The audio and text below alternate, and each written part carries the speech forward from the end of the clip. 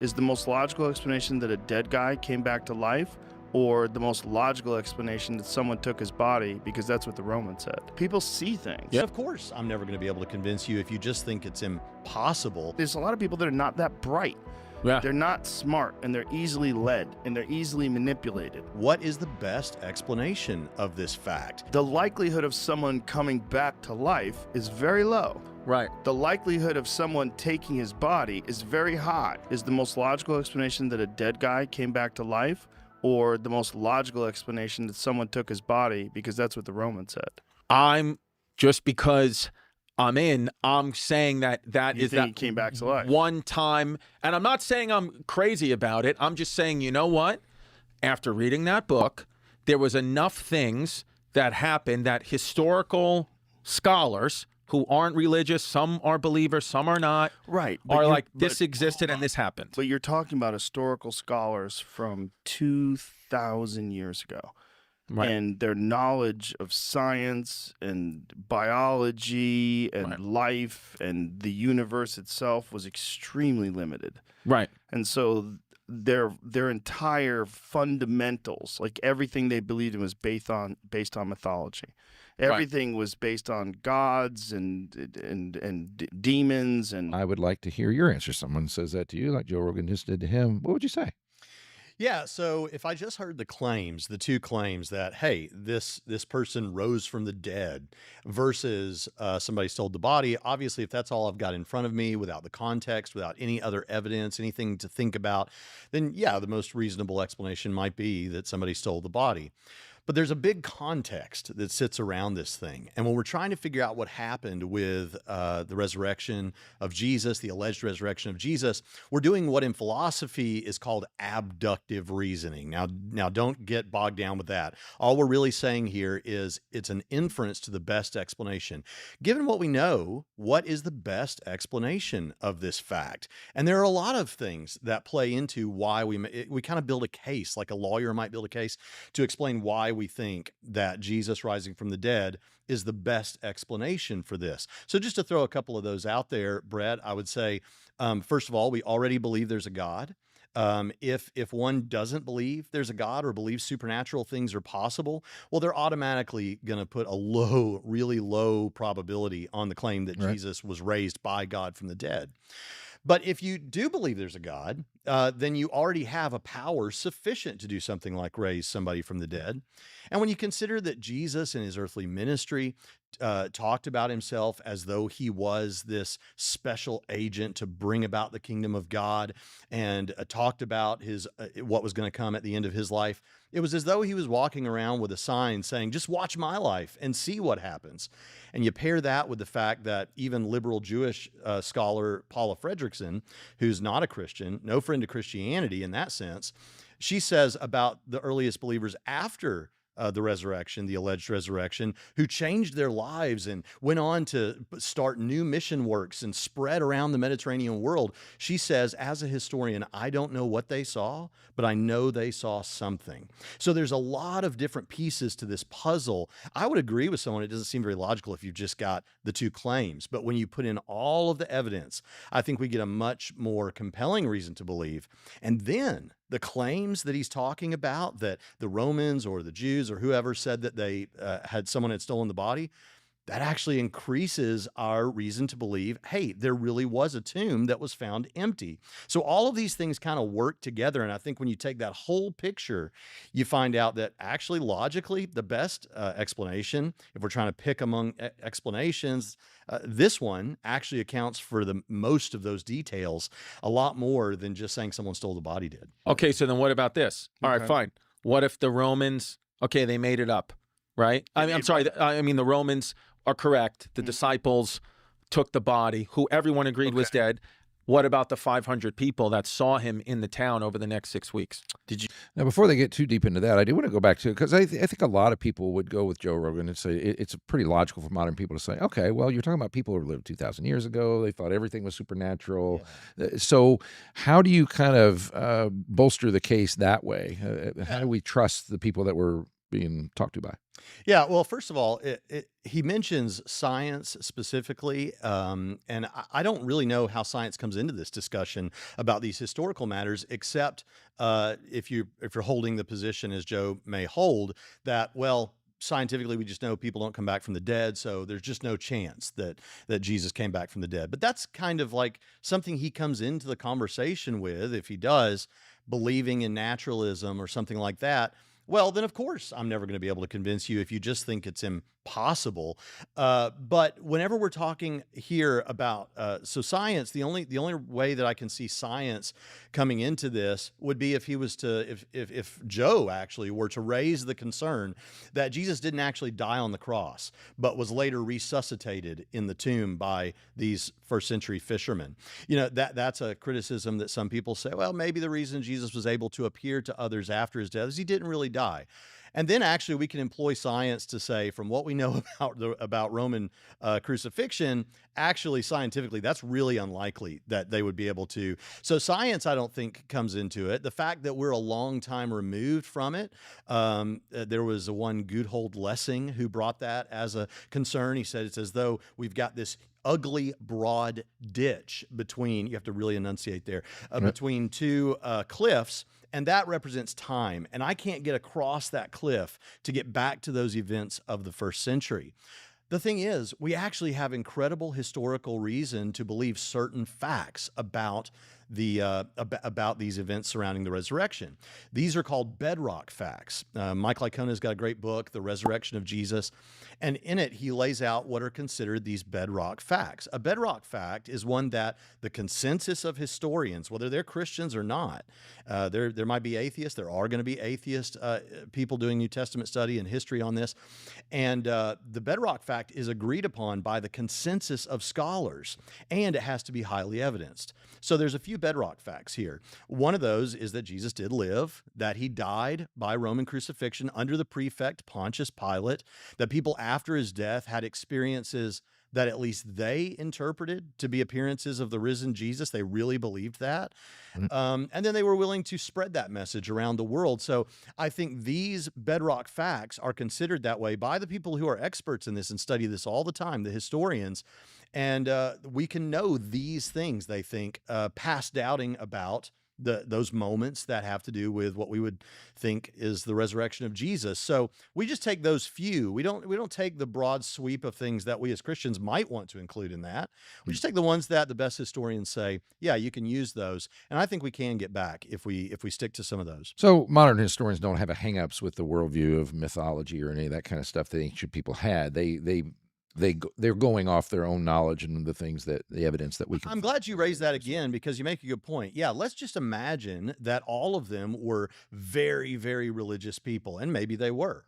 Okay, but what happened with Christianity, that makes it all the more strange what these earliest believers did, because these earliest Christians changed the way they had been worshiping and functioning religiously.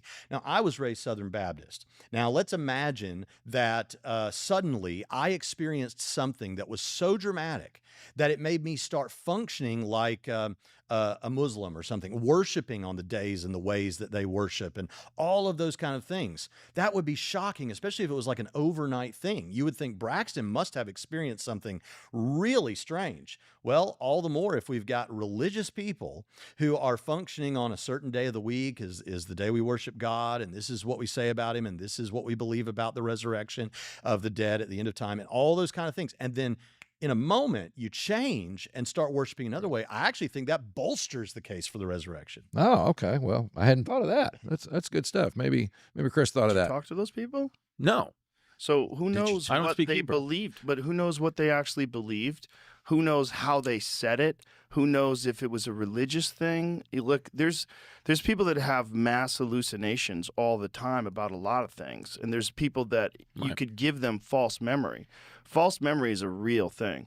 Someone can convince you that something happened that didn't happen. Right. It's real. It's like they've demonstrated how to do it. We all know friends that have a memory of something, and you go, "That's not what happened," and then you Yeah. say your version of it, and then everybody has to like figure out what really happened. Right. You know, you're like, "Do you remember that time we were at the game and you said this?" I didn't say that. Like that was not me. Yeah. That was Mike. Yeah. Yeah. And you're like, what? Yeah, you remember Mike lost his job? Right. And he was drunk. Do you remember? And they're like, oh, yeah. Like, you thought it was me. Like, you put it on me. It was like, Yeah. you change things. Like, Right. people change things. Right. They also, your memory becomes a memory of your memory and not the actual memory itself. True. It becomes a memory of the story you're telling. Right. And so if this person was this significant religious guru figure like Jesus was, right? And he really does have this amazing view of how humanity can live in harmony. And he really does talk to people about this. And he really does preach forgiveness. And he really does like to treat everybody like they're the same, paupers and hookers and Right. everyone. Everyone's just God's children, loved. When that guy's gone, you're going to miss him, man. You're going to miss him bad. And Yeah. if you really do have a fundamental view of reality that's based entirely on myth, and you have connected this guy to the Son of Christ, or the Son of God, rather, this figure that is brought here to save us, and the Romans took him from us and killed him, and now he died for our sins, and the whole thing. Right. If you have that in your head, and then someone says, "I saw him," like I saw him too. Right. Like people see the Virgin Mary in a grilled cheese sandwich. People see things. Yeah. It doesn't mean those things aren't there. Right. It doesn't mean that isn't a vision, but it also does mean that people see things that Yeah. aren't. And there's a lot of people that are not that bright. Yeah. They're not smart, and they're easily led, and they're easily manipulated. But it also doesn't mean that Jesus wasn't real. Right. Like all those things. But it's just the likelihood of someone coming back to life is very low. Right. The likelihood of someone taking his body is very high. Right. So if you used like Occam's razor, the simplest solution, Right. the simplest answer is probably what you're searching for. It's probably that someone took the body. Well, that was a halfway good speech by Joe there. I mean, the thing with the grilled cheese sandwich and all that stuff. So what about that? I mean, the power of suggestion, I want this person to be there, mass hallucinations, and Yeah, thoughts on so that? I heard him mention three things there: mass hallucination, false memories, and he didn't call it this, but grief hallucinations. When you miss someone, they've died or something, and you want to see them again.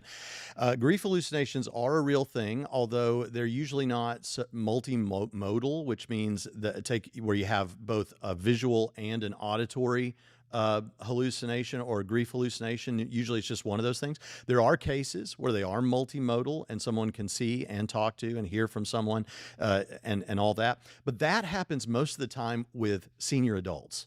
And these earliest disciples, at least the 12, were not senior adults. So I actually responded to a YouTuber who made a video about this and used grief hallucinations. And this particular YouTuber is an artist. So he drew illustrations for each of these things. And when he drew Peter, let's say, Peter was an old man with gray hair and all of those things. And then I don't think he meant to do this, but then he's throwing out the grief hallucination literature. And it's just not so likely when we're talking about people that are not in that category, senior adults.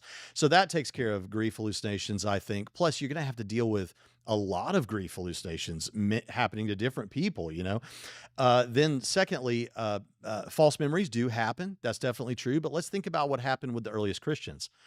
Number one, they heard the message of Jesus and they went about copying it, sharing it, telling other people the same thing over and over and over again from day one. Now, my wife traveled with me for many years, and she can take some of my speeches and things like that, and she could give them back to you because she sat there over and over and over while I gave those speeches. And that's what the earliest Christians were doing so that they could spread the message. So while it's true that you can have false memories, that strongly mitigates against that. And then, of course, you have a community that's all trying to guarantee that message. As for mass hallucinations, this just doesn't seem to be a thing. Mike Licona reached out. You sure sounded confident. Yeah, well, it's because Mike Licona, who's one of our top 3 resurrection scholars, mentioned his book a while ago. He reached out to someone in the community doing work on this to find out whether, what the state of affairs is here. And if it does happen, these multimodal mass hallucinations, that would be extremely rare. And the reasons we might have to think of something like that is someone might say, well, I went to a religious church service and somebody was supposed to got healed and everybody thought they saw it all at once together. Well, number one, there could have been some trickery involved there. But number two, maybe the guy got healed. What are you talking about? Okay. Yeah. So when when we come to so mass hallucination is not, I don't think, taken seriously by the top minds on this.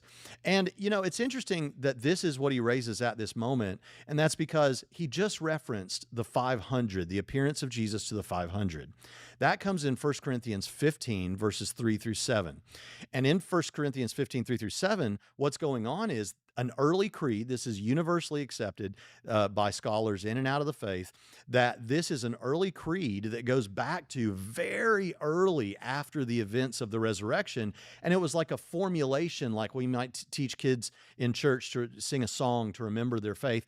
This was like that. It was a creed of the early church that people could use to remember their faith. So the very evidence he's raising to talk about this actually turns back on poor Joe, because what it shows is that they made efforts very early on to make sure that didn't happen. Poor Joe. Yeah. Poor Joe. Okay. I like Joe. Joe's great. Where did they put it?